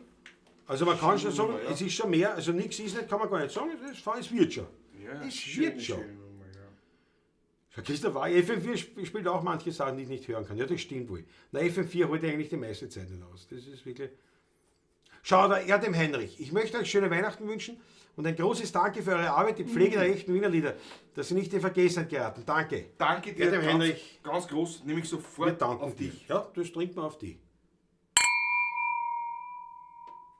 Danke, das schafft Danke. wohl. Denn natürlich sind auch solche Hinweise, Mitteilungen wichtig Ja, für uns, weil sie uns ja motivieren und weil sie Ja, uns sowieso. sagen, so falsch kann es nicht sein, was wir machen. Was sollen wir tun? Und das ist natürlich leibend, ja. Genau. Ja, Last Christmas, ja gut, so Radio, also Ö3 kannst du gar nicht erhören lassen, da geht gar nichts. Servus vom Kakraner Platz, Agli Gastig. Jawohl! Ja. Der Manfred Kraft schreibt auch super. Im Radio spielen sie auch Last Christmas. Und allerdings im Seniorenheim sollte das man vielleicht nicht spielen. Naja, gerade du vielleicht. So schön Sache. 88 hat Last Christmas verbannt, wirklich wahr. Nein, ich meine, du, es ist ja, ich habe jetzt nichts dagegen, weil das ist ja ein Hit geworden, das wollen ja viele Leute. Für viele Menschen ist Last Christmas ein Lied, das zu Weihnachten dazugehört oder zur Adventszeit. Für mich nicht, aber ich respektiere das, wenn es natürlich wer hören will. Nicht? Ja, Aber ich persönlich halte es nicht aus. Also das ist halt eine andere, aber wie gesagt, ich habe da, Ich verurteile da niemanden, und ein Radiosender, der das spielt, naja, klar, ne, das ist ja, weil viele Leute wollen es ja hören. Ne? Es ist halt so, das polarisiert und ja, ist ja in Ordnung. Ist ja in Ordnung. Ich muss alle Tag mal Wernerlied hören, meint die Maggie. Ja. Ich muss alle Tag mal Wernerlied. Georg Scheuer, ein unvergesslicher Abend mit ihm in einem Café in Meidling mit Rudi Koscher. Ja, das war der in Meidling? Gradinger, Sulzer, Kann der Alt-Wiener Club Meidling damals das kann sein. Ja. Die Gusti auch noch gelebt. Die ist ja schon vor 15, 20 Jahren gestorben, die Gusti. Vor 15 Jahren? Das ist lang her. Das glaube ich, dass das leider war. Wie ist es sofort eingefallen, das Café Max, glaube ich, das Kassen, das ist im 17. 17. Ja. Na, du hast viel gespielt. Und natürlich war er ja Hausmusiker gemeinsam mit Rudi Lux im Café Schmidhasel. Da haben wir uns ja eigentlich persönlich nahe kennengelernt. Ich habe ihn schon früher Ja, kennt haben wir uns nicht, aber dort haben wir natürlich viel Zeit gehabt und zum Plaudern, nicht? Weil dort sind wir hingegangen und viele andere Gäste waren oft nicht. Was für uns ein Vorteil war, weil dadurch haben wir natürlich einen Heger gehört und den Lux Rudi bei uns gehabt, weil wir waren natürlich hoch interessiert und die waren glücklich, dass zwei solche da sind, ne? Die sich da interessieren dafür. If Jesus is busy, Franz Emmer. Da haben wir viel gelernt dort, ja. Und die Alten schon gesagt, hat der Schafferkurtl schon einmal gesagt. Nicht? Da haben sie auch viel gelernt da in dem Café vom alten Schmidhansel, vom Vater noch vom Hans. Vom Hansi, nicht? Da haben sie gesagt, auch Schlechtigkeiten haben wir gelernt. Was heißt, ja. Du, Erdem Henrich, bitte auch mitteilen, wann und wo 2024 eure Auftritte sind. Ja? Du, pass auf, am allerbesten war er natürlich, schau, jetzt habe ich gar nicht da die Webseiten. Ja, wurscht. 16er Burm im Google nachschauen, 16erburm.at. Da findest du natürlich sowieso aktuell alle Veranstaltungen, alle Konzerte, wo wir spielen. Das ist eigentlich am sichersten. Jetzt schaue ich nur, weil ich habe da nämlich wirklich tatsächlich nicht, ich habe nur das da stehen, aber das werden wir gleich umgeschrieben haben. Ja, dann bitte schreiben Sie schnell. Edit Text, pass auf. Das machen wir so. Zack, zack, zack, zack, bumm, aussehen, da steht's. www.16erburm.at und da findet man dann Termine oder Konzerte, immer aktualisiert eigentlich, ja. Dort ist eigentlich top aktuell. Bis dato fix sind schon die Taschler-Termine, die Termine beim Lentner Karli. Stipper-Termine sind Stipper-Termine. Der Rössing kommen noch, der Rössing-Keller kommt noch. Spätestens die Woche, weil der Nachfrage oder der Serafine. Da starten wir erst im April. März, April, ja, genau. Weil früher sperren sie nicht auf. April meistens, ja. Und da kommen Laufen dazu, ne? Das ist auch ein Philharmoniker bei. Also einige mit lustigen Hermann Veselic. Lustigen Hermann ist schon fix. Ja. Also es gibt schon ein paar Termine, sind schon drauf. Das Schrammelklang-Festival ist fix. Richtig. Es ist die Köller Partie in Sierndorf. Ja. Es ist das Wienerlied-Festival, die Landpartie in Sierndorf. Ja. Fix. Ja. Also es sind schon ein paar Termine, sind schon oben, bitte dort. Im November sind wir sogar wieder im Gewölb zu Feldbichel, im Mostviertel bei Amstetten in der Nähe. Das ist auch schon fix, weil man das gerade einfällt. Da freue ich mich auch. Haben wir schon ein paar Mal gespielt. Das tut schon gespielt, ja. Ganz toll. Wird alles veröffentlicht. Dann sind wir im Skonarium, in Bad Schönau werden wir spielen. Alle Voraussicht noch gemeinsam mit Peter Meissner, der gelesen wird. Es wird allerjemand. Ist auch so einer von diesen lieben, netten und guten Kollegen. Absolut, absolut. Auch schon Jahre in Pension jetzt, da 5 Jahre, da ist der in Pension offiziell. Also von bei Radio Niederösterreich, wo er Jahrzehnte hat uns viel gespielt, ja. Ist das in München mit Publikum? Peter Brachtl in München, in München. Die Aufzeichnung ist mit Publikum, ja. Ja.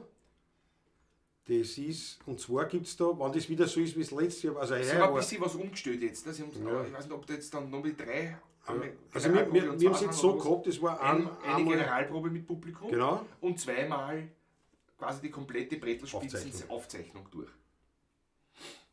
Das war beide Mal am Samstag, glaube ich, nicht? Oder? Die Generalprobe war extra und die beiden waren am Samstag, einmal Nachmittag und dann die andere am Abend. Genau. Ja. Am Freitag war die Generalprobe und am Samstag war am Nachmittag und Abend. Die zwei. Nein, umgekehrt. Die Generalprobe war am Freitag und das erste Konzert am Freitag am Abend. Und am Samstag war dann das zweite Konzert. Die zweite Aufzeichnung. Die zweite Mal Aufzeichnung. Ja. Da haben sie mir schon erledigt gehabt eigentlich.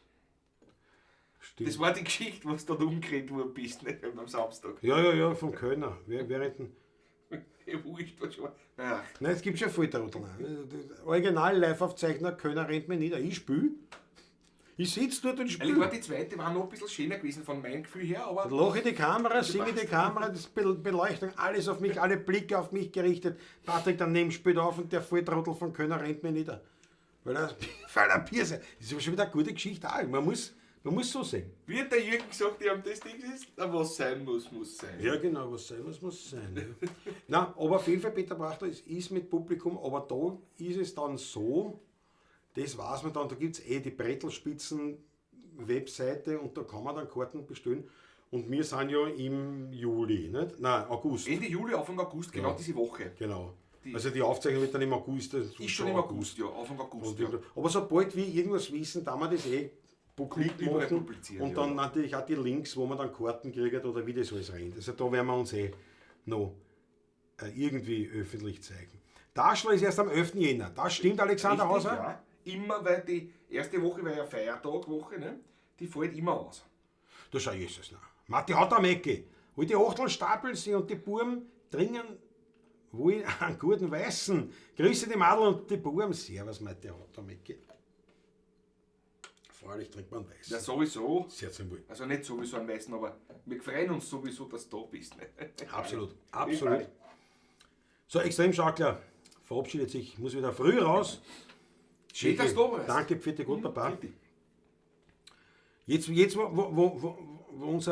kann ich eigentlich das jetzt einblenden mit einem Schmattes, wo unser Erstzahler heute jetzt schon schlafen geht. Ein Schmattes haut seinen noch so gut. Einen ordentlichen Obolus für die Musik. Der virtuelle Hut geht rum, haut's was rein. Weißt du, man kann mir viel dazu sagen, irgendwelche pathetischen Inhalte finden, warum es so großartig ist, wenn man Unterstützung kriegt und wie dringend man es braucht oder so, alles, vergiss alles, wenn es euch taugt, haut's was rein. Seid so gut, das uns wirklich gefreut. Von großen Beträgen bis kleinen Beträge, alles mehr als willkommen. Ich danke euch jetzt schon sehr. Und die Möglichkeit besteht natürlich nicht nur über PayPal und Überweisung, hoppala. Das findet ihr dann auch in der Videobeschreibung unten, die Daten, sondern geht auch über einen Superchat, wie wir heute schon gesehen haben. Also die Wege sind vielfältig, wie die 16er Buben zu Gold und Reichtum kommen können. Schön.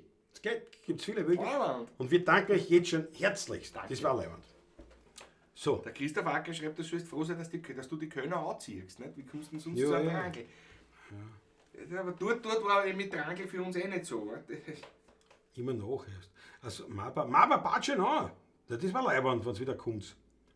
Das ist ja, das wird sein ist auch im August, gell? Haben wir gesagt. Oh, ich muss noch, ich weiß es nicht auswendig jetzt. Ich glaube im Sommer. Es ist auf jeden Im Fall Sommer auf jeden Fall. Ja. Und wir spielen ein zweites Mal, wir spielen ein Kurkonzert auch. Also Kurkonzert ist auch, aber das ist im einmal Mai. ein Kurkonzert, das ist im Das Mai. ist im Mai. Und das andere ist dann im Sommer. Juli, Ja. August. Ich glaube auch, Sowas. August. Das ist glaube ich, da. Aber es steht schon auf der Homepage. Steht schon, ja. Zwar noch keine Infos dabei, aber der Termin, der steht schon. Ja, das war Ja, leibend. ein schönes Konzert nächstes Jahr, wenn man ein bisschen so vorausschaut. So, das ist auch zum Beispiel im Mai, am 4. Mai, sind wir wieder im Salon Luise. Ja, Auf das freue ich mich auch schon irrsinnig in Klosterneuburg. richtig. Der Termin, glaube ich, den habe ich auch schon auf der Webseite Informationen bekomme ich von der. Ja, aber noch keine Infos. Margit, ja, aber den noch. könnt ihr auch schon schauen, das ist in Gritzendorf bei Klosterneuburg. Ein Privathaus. Privathaus und die machen einen Salon dort. Ja. Den Salon Luise eben. Dort. Die Margit und ihr Göttergatte haben quasi als Hobby, leben die dort wie in die 20er Jahre. Fast also er macht es eigentlich beruflich Ja, es ist- auch und die leben wirklich Das so. Also, hat sich, ich mein, so ergeben, ja. also die leben wirklich so. Also die leben In die wie die 20er, 30er Jahre, ja. Und machen dort regelmäßig Salons mit Musik. Dort in dem Ding. Also eine sehr leibende Stimmung. Und die Stimmung immer akustisch, alles das Ganze. Ja, ja, das Natürlich klar, so, also verschiedenste Richtungen.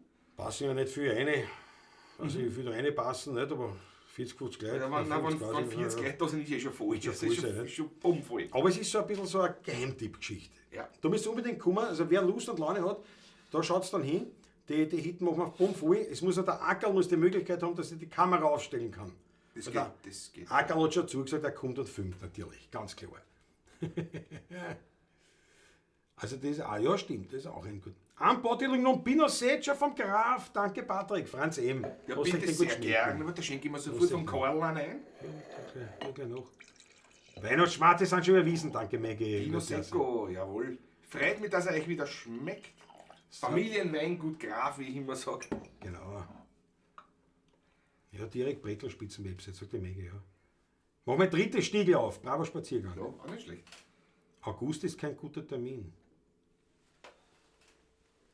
Ja, aber das ist dann... Also die Bretelspitzen. Nein, oder Was, das Kanarium das wahrscheinlich. Kanarium. Naja, klar, ne? Wenn du nicht kannst du nicht Ackerl, das ist klar. Aber ich glaube, Die Sperks wollten mich auch zum Beispiel, die sind so heute nicht da, aber die treffen wir morgen beim Lendner, wollten auch gern bei der Aufzeichnung der Bretelspitzen Ja, dabei ja. sein. Und der hat aber schon angewackelt jetzt, weil da sind die Vorbereitungen voll im Gange Na klar. für die Kölner, Ja. die Landpartie am richtig, Kölnerberg. richtig. Ja, aber ursprünglich haben wir geglaubt, die sind wieder im Wie was war Februar, ne? geplant? Gott sei Dank habe ich den Jürgen angerufen. Er hat sich entschuldigt, mea culpa sprach er, dass er sich noch nicht geredet gehabt hat. Ja, also das ist Ich habe ganz vergessen, ich sage im August. Ich habe gesagt, Jürgen, es passt schon, wir kennen uns. Gott sei Dank haben wir noch Zeit gehabt zu dem. Oh, ich hab sogar einen Taschentermin verschieben müssen, müssen, ja. was aber noch kein Problem ist um die. Weil wir es noch nicht veröffentlicht gehabt haben. Oh, Franz M. und Isabella, sehr zum Wohle. sehr zum Wohl. Ich muss alle Tag mein Wienerlied hören, war gewünscht. Das machen wir doch. Gustav, ne? Wie fängt der Text an? Ja, mit Langfurt. Ja, mit Langfurt. Hab schon.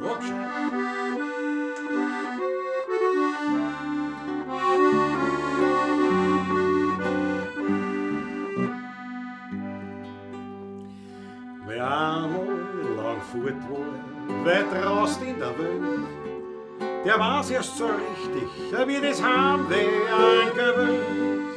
Und wenn's dann noch singen, nur den Steffen noch singen, da freut's mich gleich nimmer, da ist mit mir aus und geschehen. Ich muss alle Tage mein Wienerlied hören, sonst renn ich verloren um ein Land. Und wenn mir's noch einer auf der Zidern spülen tut, ich trug ihm gleich dankbar die Hand. Die Derzen, die summen mir leise ins Ohr. Ja, du bist heute ein echtes Wiener Kind. Ich muss alle Tage mein Wienerlied hören, solang bis der Herrgott mich nimmt. Mein Freund war schon immer, schon als ganz kleiner Bub, ein Quetschen, ein Klampfen und ein Dudler dazu. Doch für solche Wünsche, da happert's öfters mit Geld. Ich bloß mir am Kampe, was mir zur Sölligkeit fehlt. Ja, ich muss alle Tage mein Wienerlied hören, sonst renn ich verloren umeinander. Und wenn mir so nur einer auf der Zidern spülen tut, ich trug ihm gleich dankbar die Hand. Die Derzen, die summen mir leise ins Ohr. Ja, du bist heut ein echtes Wiener Kind. Ich muss alle Tage mein Wienerlied hören, solang bis der Herrgott mich nimmt.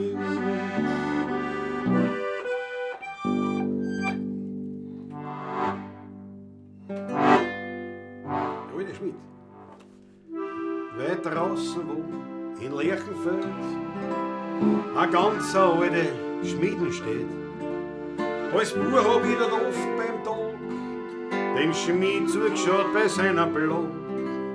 Die Fuhrleute haben die Resser gebracht, der Schmied und gesehen haben bis in die Nacht. Das Eisen kämmert und haben's Boden, die Funken sind dort lustig gestanden. Der alte Schmied vom Lerchenfeld, der hat kein Wein und kein Geld. Es kommt zu ihm kein einziger Wohl. bringt mir draus zum Schlag. Einmal war ich ein reicher Mann, hat selber geführt ein Schimmelgespann. Er dreht die Zeit, sein Herz ist schwer, es gibt heute keine Vorleiter mehr. Stehst jetzt in der Schmieden dort, die Schmiedgesellen sind längst alle fort. Kein Feuer brennt, kein was klingt, der Ring durchsaltet Nachtlering. Der Schmied steht oft noch vor seinem Haus und schaut nach einem Zeigel aus. Und Tränen rinnen in sein Bord. Es ist hart, wenn man vergeblich wart. Der alte Schmied vom Lerchenfeld, der hat kein Wein und kein Geld. Es kommt zu ihm kein einziger Wohn, ein Kutscher bringt mehr draus zum Schlag. Einmal war ich ein reicher Mann, hat selber geführt ein Schimmelgespann. Er rennt die Zeit, sein Herz ist schwer, es gibt heute keine Vorleiter mehr.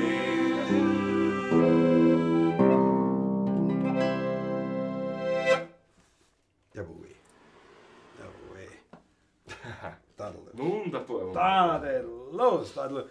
Ja, schau die Achtel von einem Tag. Danke euch, recht schön. München wäre sicher Spaß, aber ich glaube, so viel Bier vertrage ich nicht. Ja, Ackerl ist eine Herausforderung. Erstens. Zweitens, wie du richtig meinst, bei den Brädelspitzen brauchst du wirklich nicht mitfilmen. Sind ausreichend Kameras vorhanden. Ja.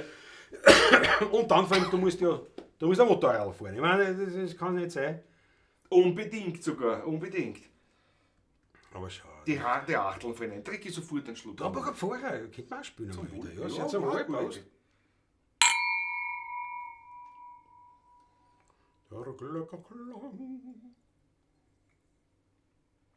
Das ist wirklich sehr gut. Aber Ja, schon gut. warm wieder. Ein Welttropfen. Ein Welttropfen.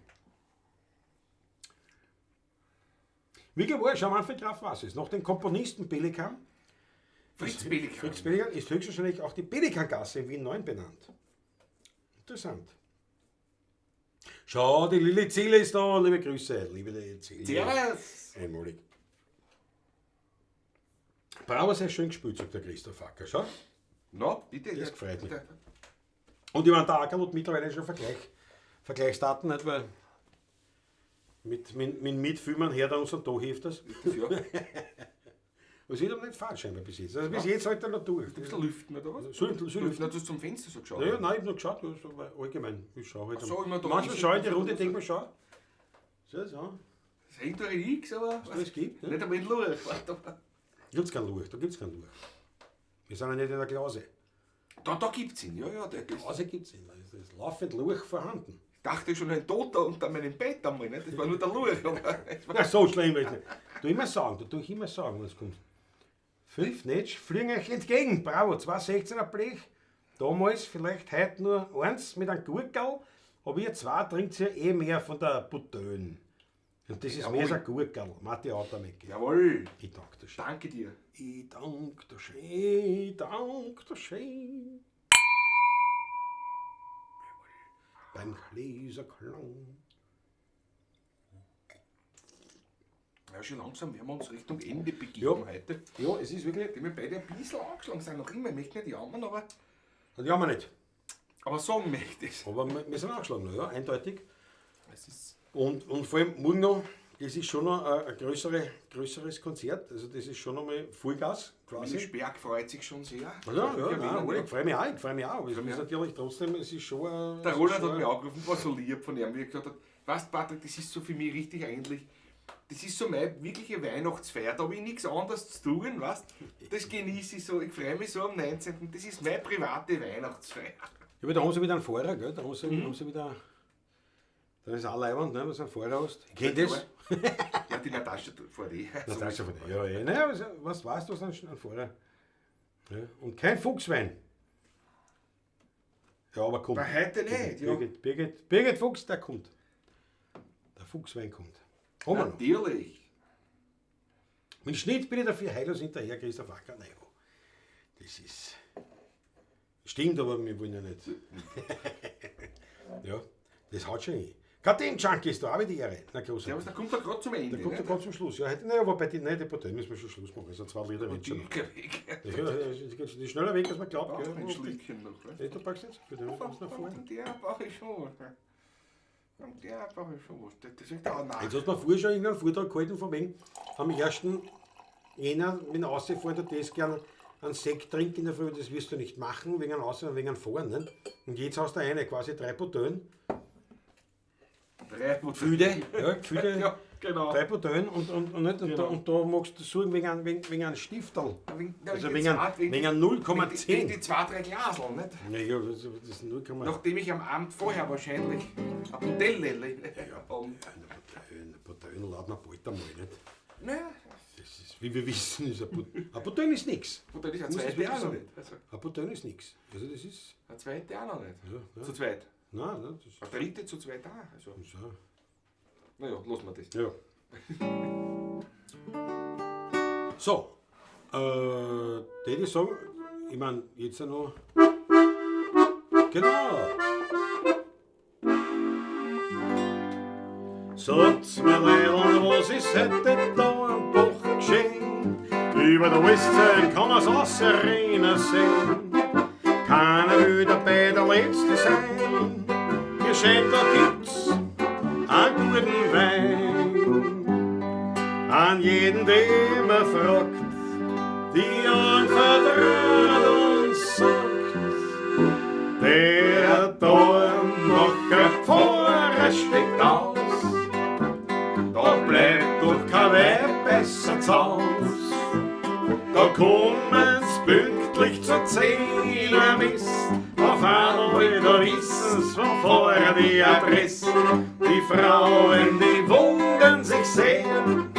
Ja, sag, wo kommt diese Frömmigkeit her? Da plaudert der Siemandl aus.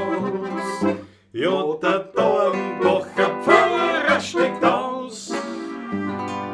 Schon der alte Noah hat den Wein entdeckt. Und seit damals weiß man, was dahinter steckt. So ein Schluckerl von dem Wein der Lies war der erste Schritt ins Paradies. Schau, der Weg zur Seligkeit ist er nicht einmal so weit. Aber der Dornbacher Pfarrer steckt aus.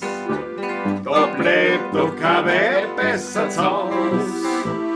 Da kommen's pünktlich zur 10 Mist. Auf einmal, da wissen's vom Pfarrer die Adresse. Die Frauen, die wundern sich sehr. Ja, sag, wo kommt diese Frömmigkeit her? Da plaudert der Siemandl aus.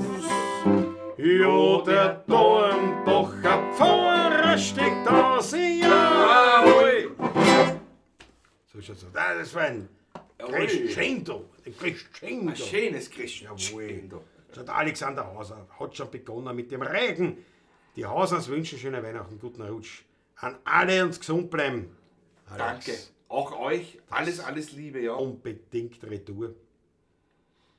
Und das geht schon weiter, auch von diversen anderen Freunde. Susanne Moser, ich bin auch angeschlagen. Weiß nicht, werde ich krank oder nicht. Wünsche ich euch beiden auf jeden Fall geruhsame Weihnachten. Wir sehen uns dann am 1.1. Susanne, Bis frohe dann. Weihnachten und guten Rutsch. Und vor allem eine gute Besserung, dass das gleich gar nicht rauskommt. Ja, aber das war bei uns, also bei mir war es so. Bei mir ist das rausgekommen damals und seit die 5 Wochen sage ich immer da und der nicht fehlt. Ja, und Es dann, kommt immer, jetzt ist die Stimme wieder momentan ganz komisch und morgen ist das wieder weg und dann habe ich wieder Schellweh, dann schwitze ich danach, dann naja, wurscht. ja, ich meine, die allgemein, die habe ich sowieso lange. Bin ich Aber- schwindelig aus wie Aber das, wie ich dann krank geworden bin, das hat sich gebahnt über 1, 2, 3 Tage, wo ich schon gemerkt habe, ja, also kommt was, kommt nichts. Dann ist was gekommen und dann natürlich relativ schnell auch wieder eigentlich jetzt von der Stimme gegangen. Nur der Hals, die Stimme ist natürlich geblieben. Wobei Halsschmerzen eigentlich auch nicht mehr wirklich. Aber allgemein, ich merke noch, ja, also von Fit noch Karet, aber auch von krank. Auch immer mehr. Also insofern passt es wird schon. Aber zum Spülen ist dann halt schon sowas blöd. Ja. Ja, auch der Grasenior wünscht schon frohe Weihnachten. Uli Slonecki, danke vielmals. Danke euch vielmals. Schöne Weihnachten. Danke. Weihnachteln. Pass auf, und ich würde sagen, wir verabschieden uns jetzt mal mit einem Schluck. Natürlich. Wie gesagt, den 25. lassen wir bewusst ausfallen. Bewusst ausfallen, ja. Da machen wir einfach nichts. Es muss auch im Internet möglich sein, nicht immer ein Ersatzprogramm zu haben. Wobei, wir haben ja eigentlich, wenn man es genau betrachtet, eine Pavlatschen mehr. Weil die 200er war ja extra Pavlatschen insofern. Ja, von dem her. Naja, aber das geht es ja nicht. Nein, das geht ja nicht. Wir machen ja, das ist... Der Montag ist jetzt auch so. Aber das lassen wir aus, das macht nichts. Aber dafür am 1.1.2024 sehen wir uns wieder in alter Frische. Freilich.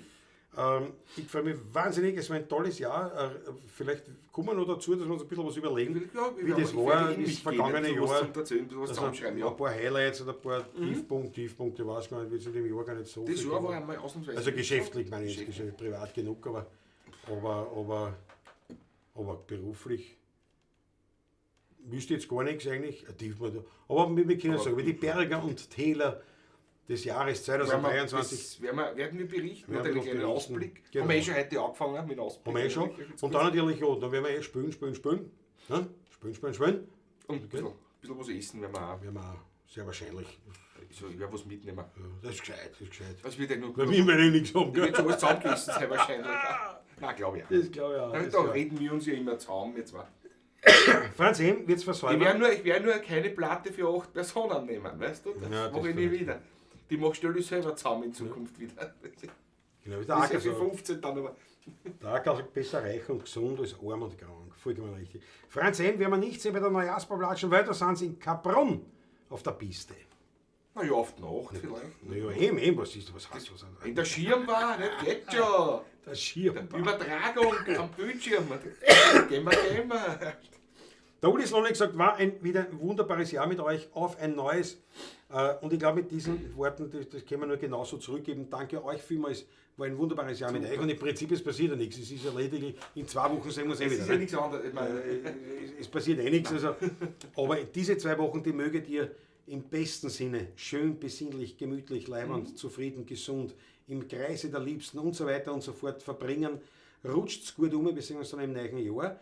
Und wir verabschieden uns jetzt einmal mit dem, was wir im Glase haben, auf euch. sehr zum Wohle, meine Lieben. War ganz leibend mit euch.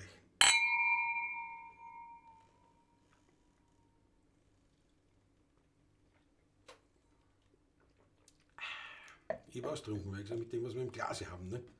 Du hast auf gesagt, das war ja 16. Du, mindestens. das reicht ja auf. Auf einmal habe ich das runtergeschaut. Um Himmels Willen. Nimm das dann nach. Zu Hilfe. Nachher. Zu Hilfe. Nach dem letzten Lied Hilfe. nehme ich das dann. Na bitteschön. Wir machen, was wir so als Abschluss machen? No, ist da eine Idee? Ja. Ein Wunsch vielleicht sogar? Nein, Wunsch. Von dir? Nein, von mir. Naja. Nein, Idee, aber eine gute Idee. Mit dem lassen wir die letzte Pavlatschen ausgehen mit Taschler, beim Taschler. Mach mal einen Taschler. Instrumental passt, weil wir keine Stimme haben. Das ist furchtbar. Und der Marsch ist auch leibend. Und auch, steht auch ein bisschen für dieses Jahr. Ja. Ne? Und daher, mit dem sagen wir, fühlt euch gut, gesegnete Feiertag, rutscht's gut um und wir sehen uns im neuen Jahr.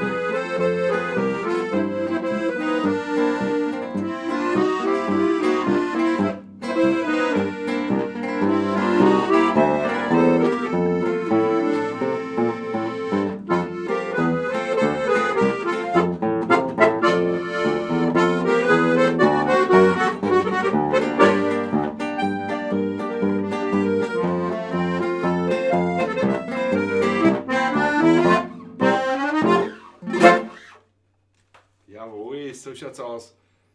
Frohe Weihnachten und Frohe einen guten Weihnachten. Rutsch. Bis ins nächste Jahr. Pfiat euch.